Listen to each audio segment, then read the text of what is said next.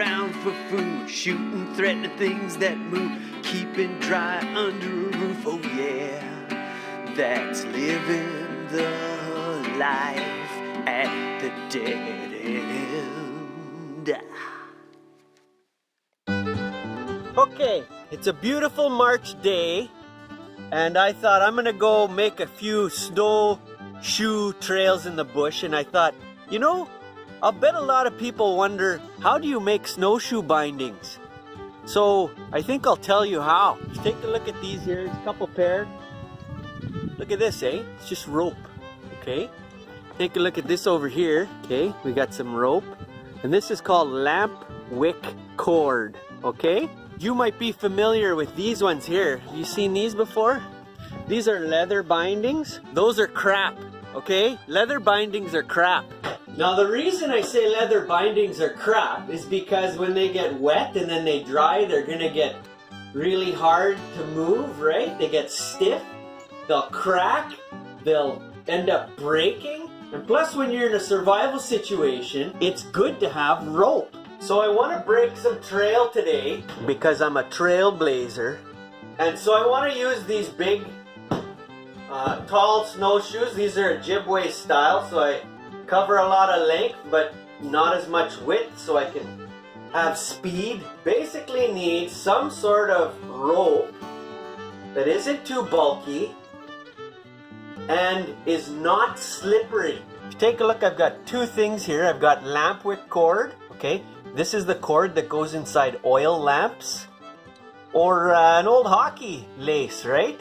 So I was playing hockey and my one lace went out on me in the middle of a game, and I decided, okay, this other lace, before it blows, I'm gonna go snowshoeing with it.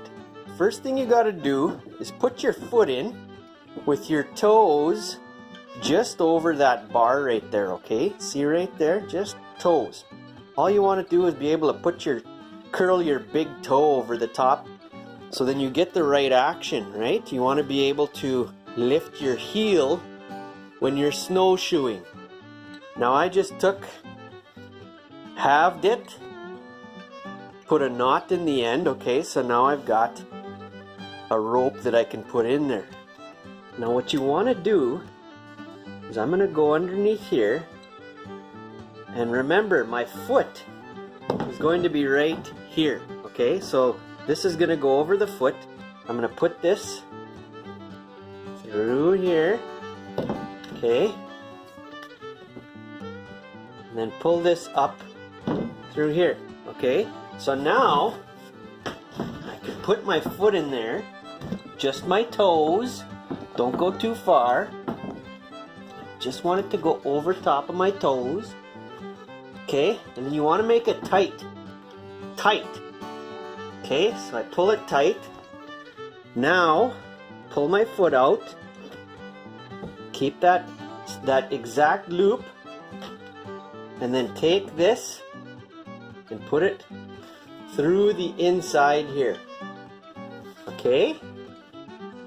Just like that. And do it 3 times. Especially because this is a small rope. Okay, I'm going to do it the same way on the other side. One more time. Okay. So then, you're left with this, okay? See that? So now, test it out. You put your foot up against, and you pull back on your toes. Okay?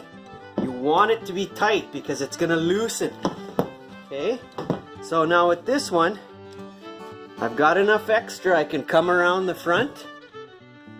Okay? And you want to do square knot. If you don't know what that is, go look it up. Okay? Now, look at this action. Okay? See, my heel can come up. And now I'm as fast as lightning. Lightning! So I've got the one done already. I'm just going to take this lamp wick cord, do the other one, and then we'll go out and make some trails.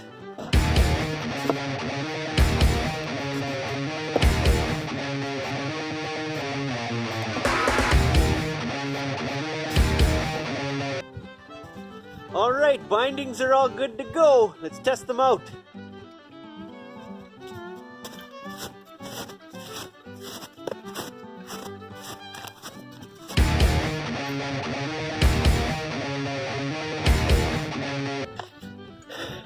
An old man told me one time, there are two things that you don't want to let loose.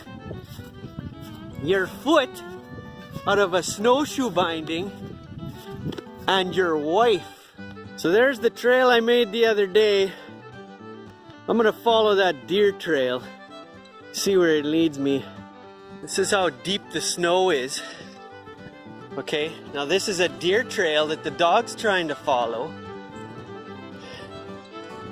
Having a rough time. Snowshoes not having a rough time. Just to give you a sense of how deep this is, let's let my dog go ahead. Is the snow deep? How deep is the snow? Come on, come on girl, come on, come on, come on.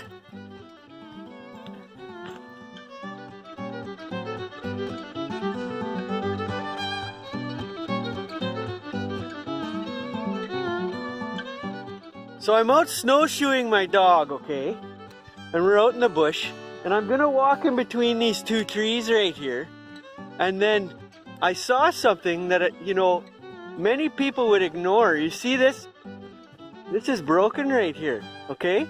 This is what I call a widowmaker. Take a look at this, hey. What do you think of that, eh? It's noticing these sorts of things that could mean the difference between life or death.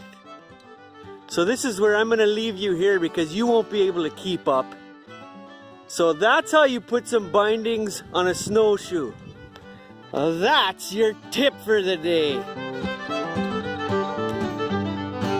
That's living the life at the dead end.